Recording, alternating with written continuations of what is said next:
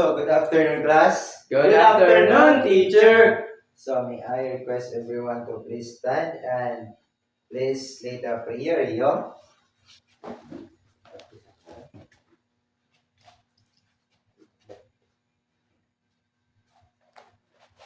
Uh, if you are Catholic, you sign the cross. O God Almighty, behold us, thy loving children, offering day to day our work and studies. Help us, dear Lord, to be obedient to our teachers, kind to our companions, and diligent to our studies, so that we may merit the blessing to ourselves, to our school, to our beloved country, the Philippines. Amen. In the name of the Father, of the Son, of the Holy Spirit. Amen. So, good afternoon, class. Good afternoon, teacher. So, you may now take your seats. So, before we start our topic for this afternoon, who can remember that we discussed in last meeting? Yes, Rio? Our last meeting is decimal. Last topic. Our last meeting. Again, Rio? Our last topic is decimal. Okay, so what is decimal? Yes, Rio? Decimal is a less than by 1, greater than by 0. Very good. Istimahan to Rio. So, are you excited, class, to listen our new topic for this afternoon? Yes, Yes, teacher. teacher. So, before that, you watch first a short video.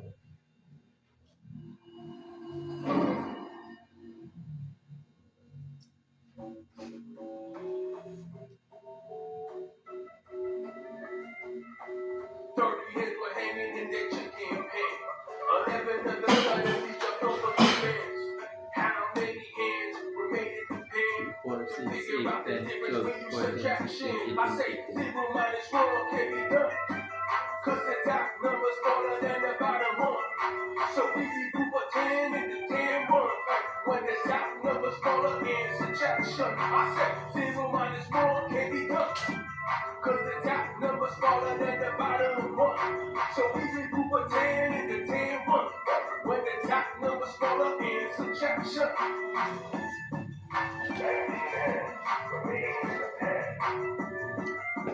There are 20 2, bumblebees 4, 6, 8, flying 10, around me. 12, 14, So I 16, yell, 18, "Shut!" 20. and took the shot at me. Now how many bumblebees are chasing me? Bumblebee. If we regroup, we can find the difference with ease. 0 minus 2, here's what to do. But the 0 is smaller than the 2.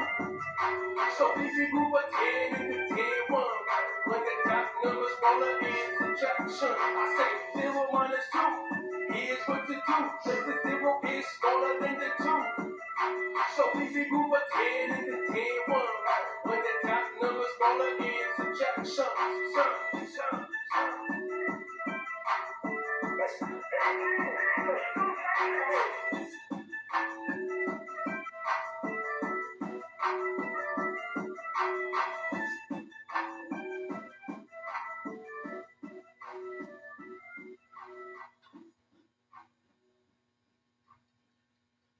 So, based on the video that you seen, who can guess what is our topic for this afternoon?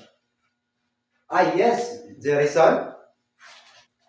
I think, teacher, it's all about subtracting numbers. Okay, who have another idea? Yes, Albert. So, I think our topic this afternoon is all about subtracting with regrouping numbers. Very good. Our topic for this afternoon is subtracting with regrouping. So,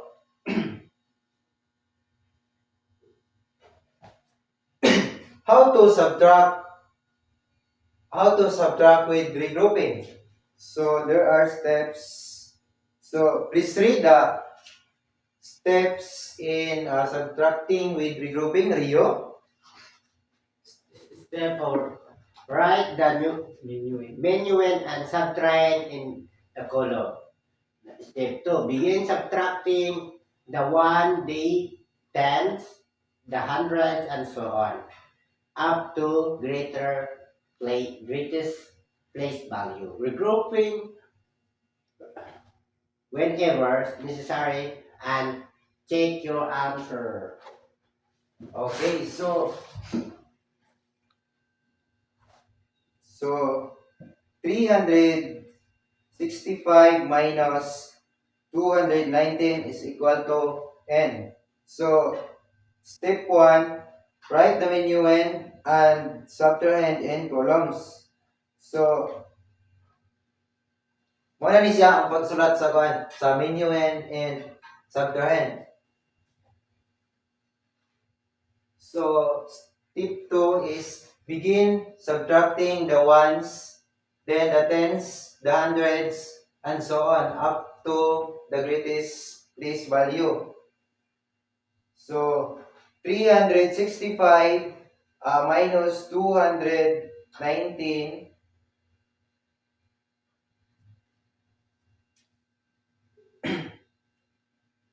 first is ato siyang i-arrange in columns. So 5 minus 9 is cannot be. So ato siyang i-regroup mo lang taog 10 diri sa second number. So ngayon siyang 15. So 15 minus 9 is equal to 6. And then kay gihulaman naman nato ang 6 ug 10, so mahimo na siyang 5. So 5 minus 1 is equal to 4. And then kay ang 3 is sabihin wala man siya nakuhaan, so 3 minus 2 is equal to 1. So the answer is 146. So the 365 is called the Minuend. and the 219 is called Subtrahend. and the answer of the minuend and subtrahend is called Difference. So to check the answer and subtraction, so step 3. So check the difference by adding the difference and the subtrahend. So unsa ganito ang atong subtrahend is 219. and the difference is 146. So 146 plus the Different. Subtrahend. difference plus the subtrahend Equals is minuend. equal to, Minuend. so mauna ni siya ang answer sa atong pagkuha nato sa answer sa difference. Yan ang sa pag-checking. O yan sa pag-checking. So mauna ni siya. Next is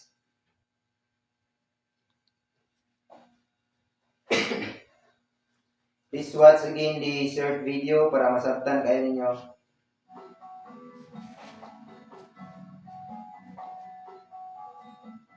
Hi kids, today we are going to learn about regrouping with subtraction. Let's jump right in and get started. We are going to use place value to help us solve this problem today. In this problem, there are 45 students on the school bus. 17 students got off the first bus stop. How many students are left on the bus? To get started on this problem, let's first line the numbers up correctly. If we look at the 4 in the tens place, we need to remember that this represents 40 since it is in the tens place. The same goes for the 1 in 17. This 1 represents 10, and it is helpful to remember this as we are working the problem. Now that we have the numbers lined up correctly, let's represent these numbers using our place value blocks that I have. To get 45, we need 4 tens blocks. 10, 20, 30, 40. and 5 ones block. 1, 2, 3, 4, 5. So here we have our 45 blocks, and we know we need to subtract or take away 17 blocks. So let's start with subtracting the ones. How many ones do we need to subtract? We need to subtract 7. So let's do that. 1, 2, 3, 4, 5. Wait a minute. We can't take away 7 ones because we do not have 7 ones to take away. To solve this problem, we need to regroup. To regroup, we need to trade one of these tens blocks for 10 ones. Now we no longer have just 5 blocks. We have 15 blocks now. Now we can take away 7. How many ones does that leave? Let's count and see. 1, 2, 3, 4, 5, 6, 7, 8. Let's put the 8 under the ones place. Next, we need to count the tens place. But wait, we're supposed to have 4 tens blocks, but there are only 3. Why is that? Oh, right. We had to trade a tens block for 10 ones. Let's change this 4 to a 3. Now, how many do we need to subtract from 3? Right, 1. 3 subtract 1 is 2. So 2 goes in the tens place. So how many kids do we have left on the bus? 28. Great job. Let's take a look at another problem.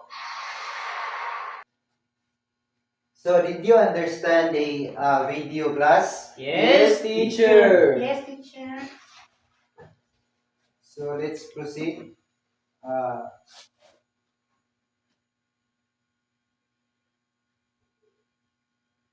Please read Rio. Subtract 4,005.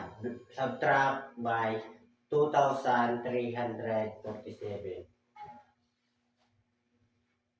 The answer. Answer is 1,658. Yes, please explain why you get the 1,658. There are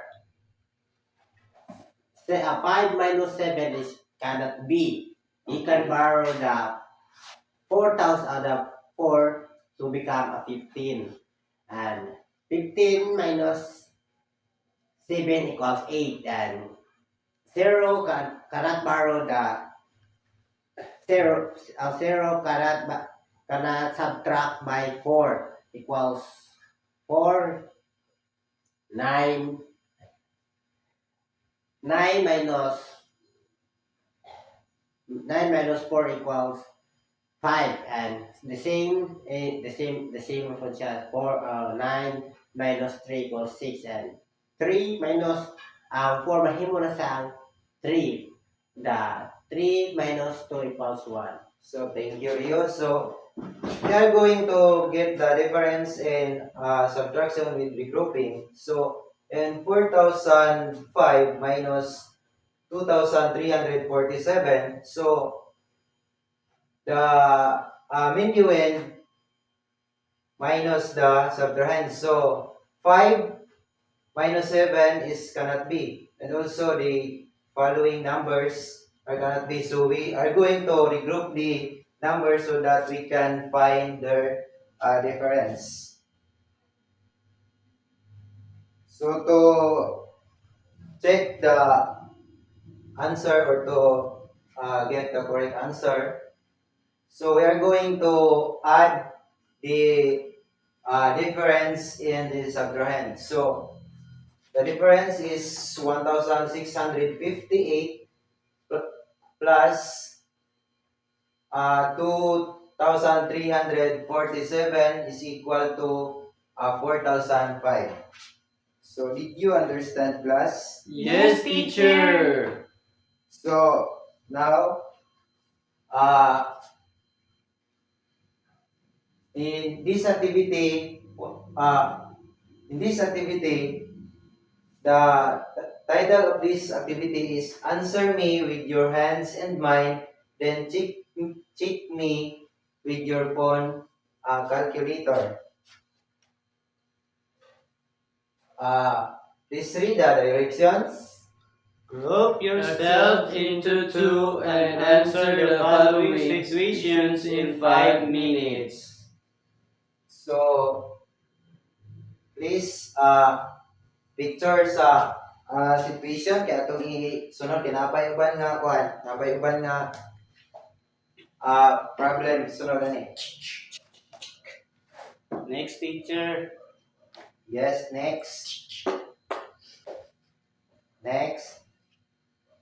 Daghan na good. Okay.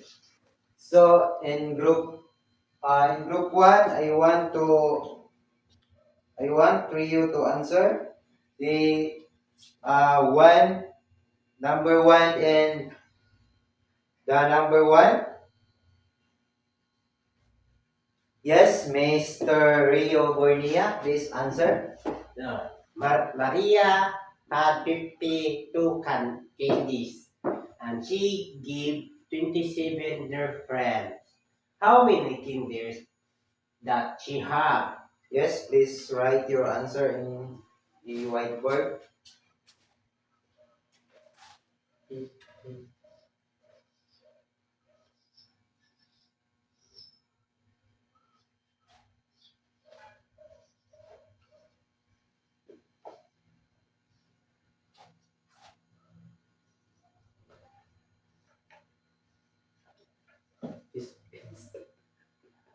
Bye niya si Maria. Laki na si Mayo nito. Lalaki na si Nun.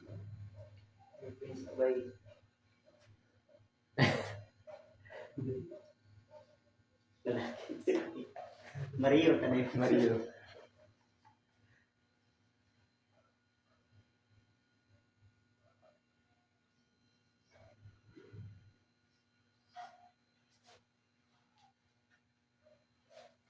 The answer, teacher. Okay, please give 3 million club to Rio. 1 million, 2 million, 3 million. Congratulations! Yes, number 2, please answer, Albert.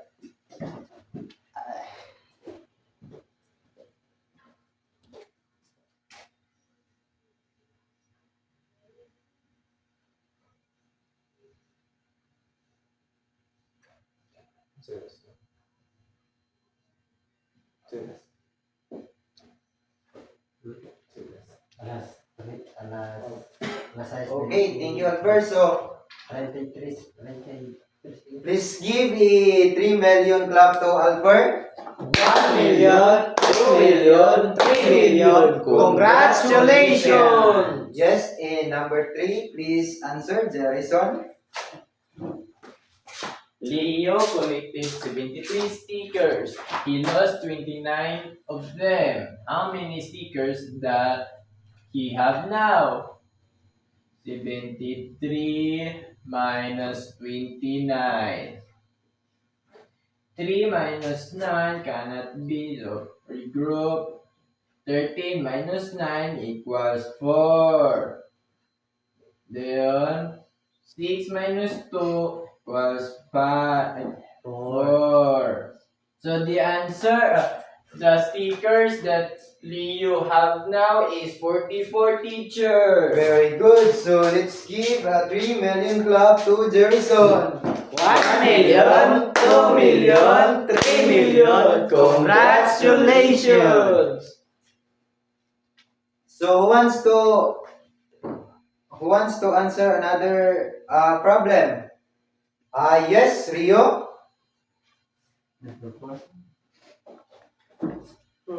There were 81 students in the auditorium. 48 went back their classroom. How many students remain?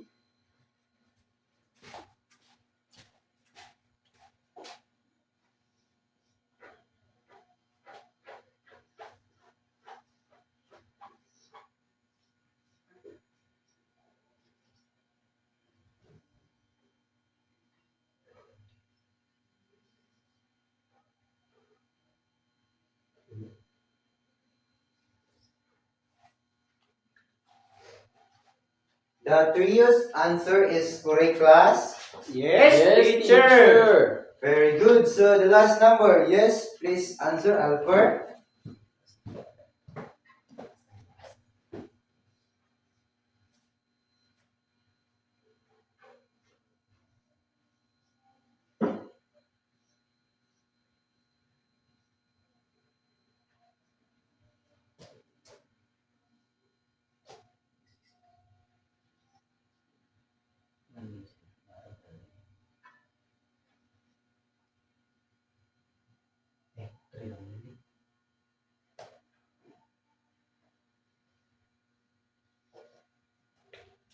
Okay. That Alfred's answer correct, class? Yes, teacher.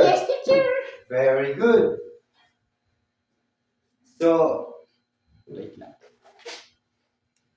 I confidently that you are fully understand in our lesson. So uh,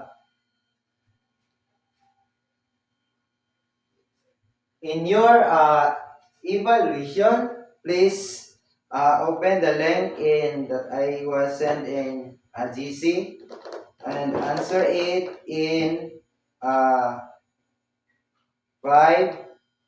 minutes.